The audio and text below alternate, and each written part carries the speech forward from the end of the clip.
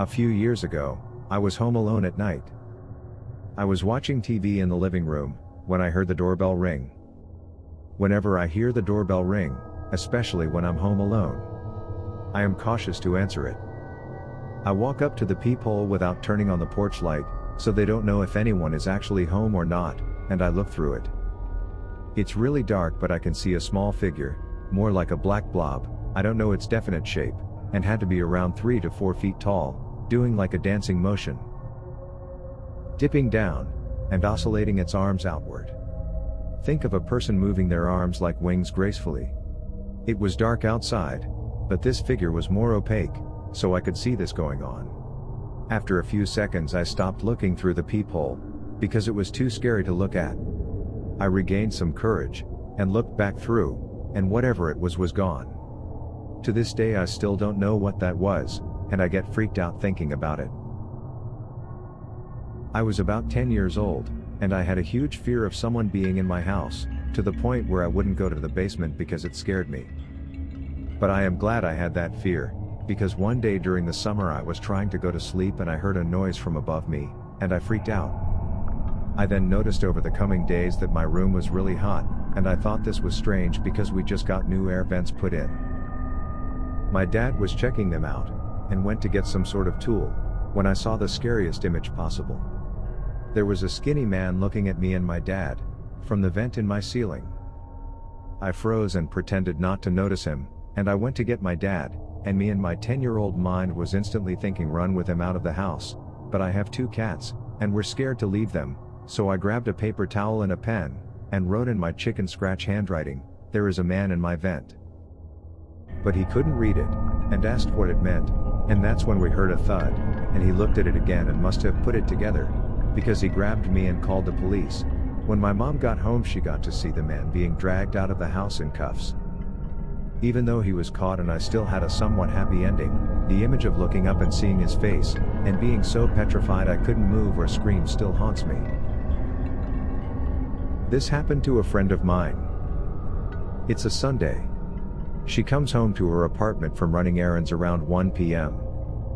She was in med school at this time, so she pretty much parked herself at the kitchen table, and studied for the next 5 to 6 hours. She's sitting there, and looks up to see a man casually stroll out of her bedroom. No other entrances, she's sitting by the front door, so he's been there the entire time she has been home. He pauses at the doorway to her kitchen, between her and the door. She basically froze. Then her phone rang and kind of startled both of them. She ran to get the phone, he ran out the door. My best friend's parents were out of town one weekend, and she had the house to herself. She went about her business having dinner, watching TV, then decided to go to bed.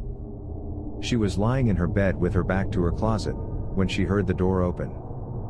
She somehow pretended to be asleep. The man who was hiding in the closet walked around her bed, and then to the side she was facing, gently stroked her hair and face, then he left. She immediately called her boyfriend to ask him to come over, then she called her parents and then the police. Long story short, this man had been getting into their home through a doggy door. They didn't have a dog and didn't bother to secure it, and he'd been living in a tent in the forestry area behind their home for months to creep on her. They found a ton of surveillance footage of her sleeping, and pieces of her clothes and other items. A few years back, my grandmother passed away. A month after she had passed away, we were sitting in the kitchen, reminiscing about the days when she was still around. My mom used to call my grandma every night, to talk to her about how things are going back at home. We live in Australia, but my grandma was back at home in Papua New Guinea. If for some reason my mom didn't call her, my grandma would always call at night to make sure she was okay. Long story short, us talking just evolved into one of those what if kind of conversations. What if they'd be able to call from the afterlife? It sounds dumb when I type this out now, but we were in a weird headspace at the time. Almost on cue after I said that, my mom's phone started ringing, incoming call from mom. The contact photo of my grandma was now ringing on the screen. We both kind of just froze while staring at the phone. After about 10 seconds my mom answered the call. Nothing but static. Even weirder, is that Mom was in possession of my grandma's phone at the time. It was put away in a box that contained a few of my grandma's items at the top of the bookshelf in her room. The phone was dead, no charge whatsoever. The same thing happened an exact year after her death, the same day that she died. There were a few smaller things that happened, but nothing as concrete as this. Just a weird story I thought I'd share.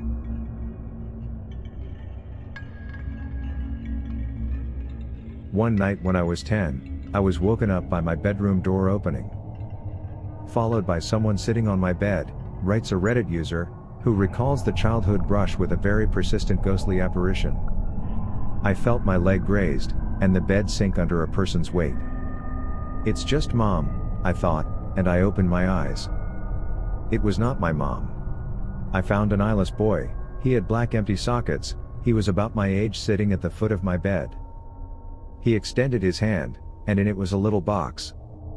I was startled, but reached out. He pulled back. I reached again, and said, "Give it to me." Then I blinked, and when I reopened my eyes, he was gone. But I could still see the imprint where he'd sat on my bed. Fast forward 5 years. My girlfriend came over to do homework. After she finished, she took a nap while she waited for her parents. When they arrived, I tried waking her up. She opened her eyes suddenly, looking up at a corner where the wall met the ceiling. She pointed there, and went back to sleep. I shook her again. She came to full consciousness, and I explained what she'd done. She looked haunted. Up on the wall, I saw a little boy with no eyes. He was there, in a Spider-Man pose, staring at me. I freaked out, and told her my story about the same kid. Fast forward another 5 years. I was with the same girlfriend, and we had a 2-year-old. We were living in my parents' house, in my old room. My daughter started waking up at the same time every night, and she'd talk. After a while, I noticed she had almost the same conversation every night. I playfully asked her once whom she was talking to. She said, "It's a little boy. He's nice. He's lost and looking for his mommy."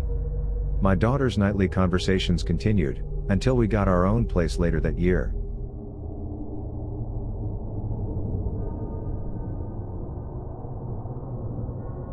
When I was about 8 or 9 years old, we lived in a house that my father built for us, in the middle of nowhere.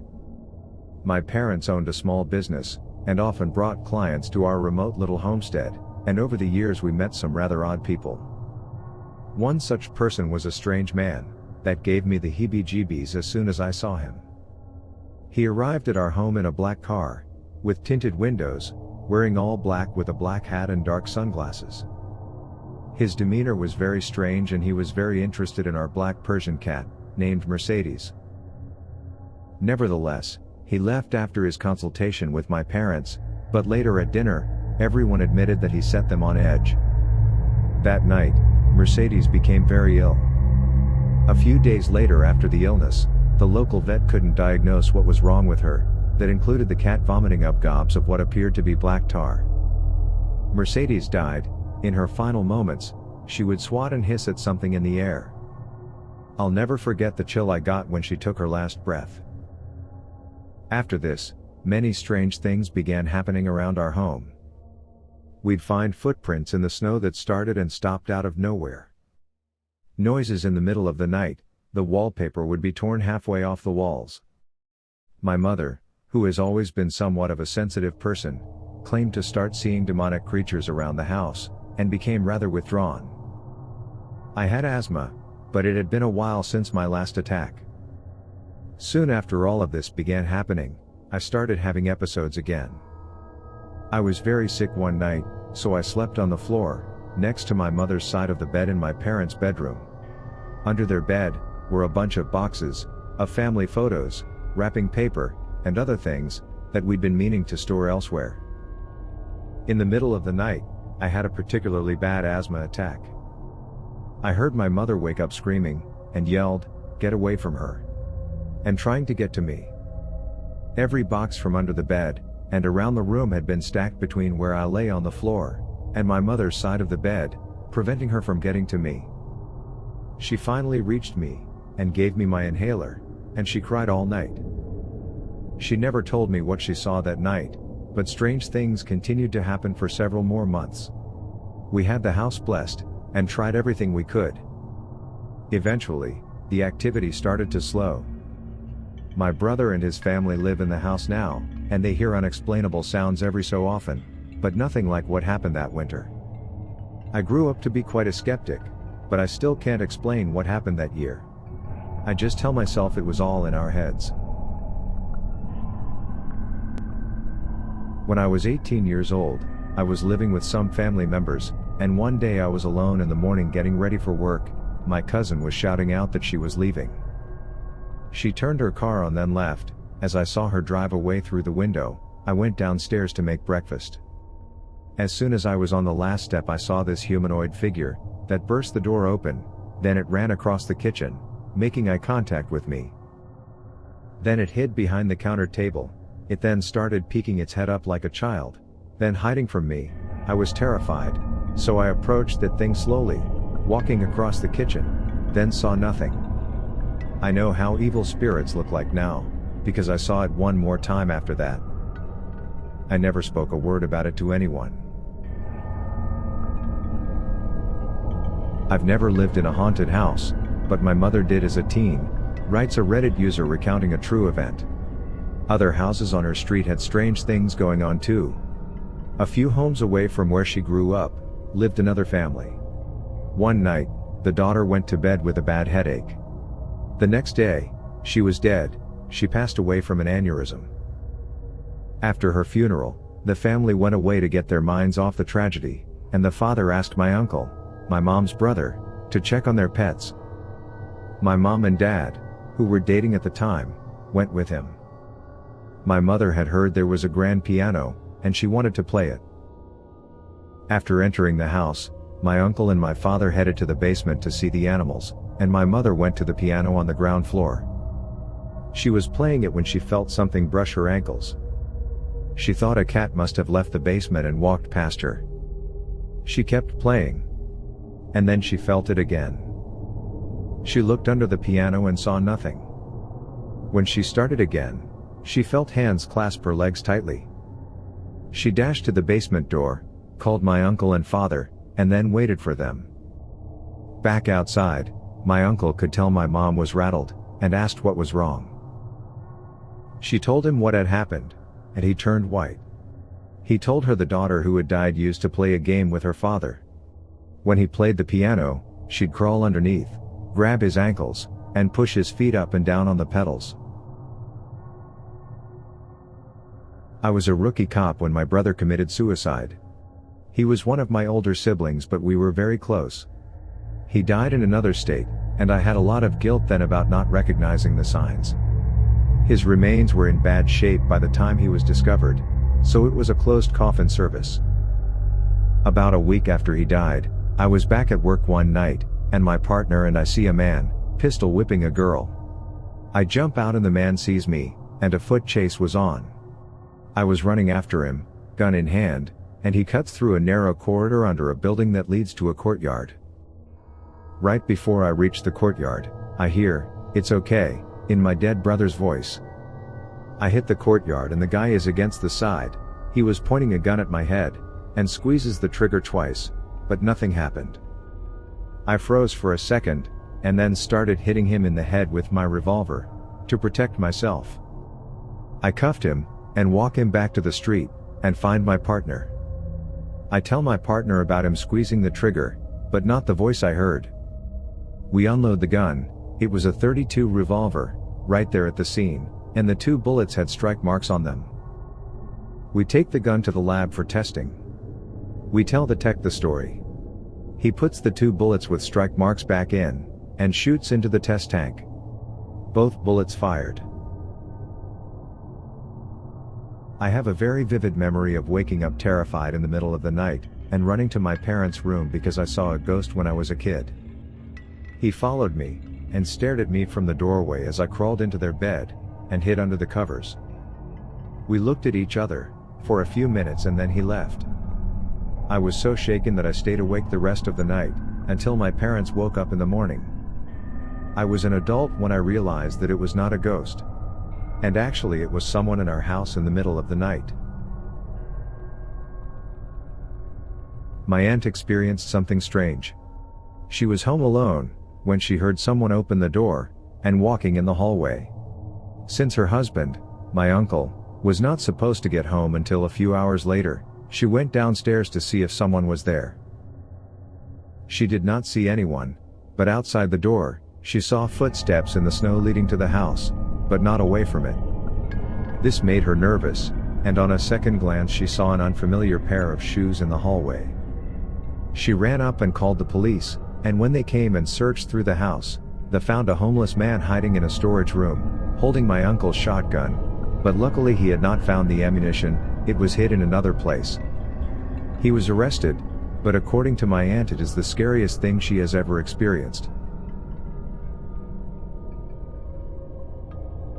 Around 5 years ago, I'm pretty sure I saw an alien. I was 12 years old, and I had just moved to Querétaro, Mexico from the United States, with my parents and my brother. Since we didn't have a place to stay, my grandma let us stay at her house for a couple of years before moving out. Anyway, since my grandma's house was in a pretty bad neighborhood, my mother would park the car in a guarded parking lot, about 2 blocks from the house, so every day we would walk 2 blocks at 5 a.m. to get the car out of the parking lot and drive to school. One day, we were walking towards the parking lot, when all of a sudden my mom stops me, and tells me to be quiet. Baffled, I ask what was going on. She then proceeds to point at a tree that was perhaps 8 to 10 meters away from us. I then see a small pointy-eared figure, that would pop its head out from behind the tree. Kinda like a little boy teasing us. But this was no little boy. It was a small gray creature, with big eyes just looking at us. My mom then proceeded to grab me by the hand, and started walking in another direction to get us out of there. I lived with my family in an old block of flats. We had this huge balcony, and part of it was situated in front of my bedroom. Both of my parents had a cigarette addiction, so they would usually go out there to smoke, and since the biggest part of the whole balcony was the one in front of my room, I would see or hear them talk while doing it. It was a late summer night. I was doing some homework for the next school year, and suddenly I heard someone knock on the window. I didn't think much of it since my dad sometimes did that to get me to come out for a talk. I yelled that I'll be there in a second, but the knocks didn't stop as they would normally do, they started getting more desperate and loud, so I got up from my desk and started walking to the entrance of the balcony. I didn't really get the situation, so I opened the door and asked what was so important and urgent. That's when I realized there was nobody there. It was pure silence and darkness. The next day I asked my parents why were they playing jokes on me, but they looked at me confused, so I told them what was going on, and expected them to confess. Instead of doing that, my dad just got mad and told me to stop lying, and I eventually shrugged it off thinking it went on just in my head. I think it's worth mentioning that there were 2 closed doors, a long hallway and a living room separating my room from my parents'. So you couldn't really hear the knocking on the window. Nothing happened in the next few days until one night when my parents went out. I was going to summer camp, and they wanted to do some last-minute shopping to prepare. So the house was completely empty, besides me and my dog who was sleeping on the bed next to me. It was already dark outside when I heard another knock. But this time it came from the door of my room. I looked at my dog who was now up in the direction of the sound. A cold shiver went down my spine. If my dog reacted to it, that meant that I wasn't just hearing things, so there was someone knocking on the other side of the door. My fear got the best of me, so I just stood there frozen, not knowing what to do as the knocks were getting more and more violent. At that point my dog started barking, thinking that my parents had maybe returned, but I knew this wasn't the case. The door of the apartment was on the hallway right in front of my room, so I would have heard my family entering. This went on for some more time, only to randomly stop and leave me in tears and complete silence. When my family came home they searched the whole house, but nobody was found. The front door was locked the whole time they were gone, so there was no way of someone breaking in. I was so terrified of what happened, that I switched places with Dad and slept in my parents' room that night. Luckily my camp started the next day, so I went away for some time and nothing like that ever happened again. I still get goosebumps when I think about what happened, and wonder what would have happened if I would have just opened the door that night. A group of my friends and I explored an abandoned mental hospital a couple years ago in the Oklahoma City metro area, which is very unsafe at night for college freshmen like ourselves. The first experience we had was all of us taking our merry time enjoying the darkness, and generally goofing around. You have to come in through a broken window, and we were all gathered at the window just being dumb, when we hear loud echoing footsteps down the hall, running towards us. We all said, "Who the heck isn't here? Who's messing with us?" We look and turn, and after realizing we're all present, and none of us are sprinting down a dark abandoned hallways, we ran out of there. The second time we went, we could hear a group of people messing with us, jumping from around corners and such, but they never got too close. We assumed it was an animal at first, but got brave, and realized it was a person. We managed to catch them, and after staring at a collection of seemingly drugged up 20-somethings, who begged us for cans of paint and cigarettes, we got the not so good vibes, and tried to leave. The leader of the haunted asylum cronies asked if we had jewelry, which we denied. He then said the creepiest thing I've heard in my life: "I like jewelry. I take it off the girls here when they sleep." We quickly bolted out of there, and never went back. The Reina Marroquin story. A young lady had an affair with her boss in the 1960s, and got pregnant. After she threatened to tell his wife, the man then killed her, who then put her body in an industrial barrel. He hid the barrel in his house for years, and none of the various owners opened it due to the weight. Finally one guy decided to dispose of it in the 90s, and when he opened it he saw it contained something. An investigation traced the barrel, and the girl back to the man, who then killed himself before police could come arrest him, after confirming he was the father of the unborn baby via DNA. The lady's mother was in her late 80s when she was told her missing daughter was finally found. She claims that she had been having dreams about her daughter being inside a metal container for years after she had gone missing. A guy I was good friends with had a party one night and called me to invite me over. It was me and my wife's first day off together in a while, and our daughter was 2 years old. I mentioned it to my wife, and my daughter said, "No, please don't go, Daddy." Of course I can't resist that. So I stayed home and we had a good night. My friend, however, had the worst night of his life. His party was going good, and everything was fine, even though there was a friend of a friend there, who no one really knew. Turns out the stranger had been smoking PCP, and decided to start killing people.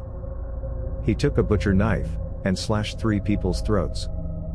My friend's wife threw their kids out of a 2-story window, and jumped out herself, took them into the woods, and called the police. All 3 people died. So what do you think of the stories found on Reddit? Let us know in the comments below. And as always, please like and subscribe.